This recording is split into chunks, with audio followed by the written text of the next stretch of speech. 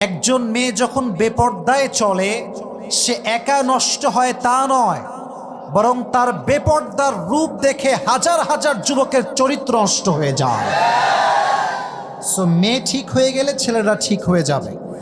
খাদিজা রাদিয়াল্লাহু তাআলা আনহা হচ্ছেন এমন একজন মহিয়সী নারী যার ব্যাপারে নবীজি সার্টিফিকেট দিয়েছেন তিনি হবেন জান্নাতের সর্বশ্রেষ্ঠ একজন নারী। সুবহানাল্লাহ পড়লেন না? হাদিসে এসেছে হাসবুকা মিন নিসাইল আলামিন আরবা, মারিয়াম, আসিয়া, খাদিজা ও ফাতেমা। পৃথিবীতে সর্বশ্রেষ্ঠ নারী হচ্ছে চারজন নারী। বলেন কয়জন? আসিয়া, খাদিজা, ফাতেমা। এক হাদিসে আসছে মারিয়াম, আর এক হাদিসে আসছে আয়েশার নাম।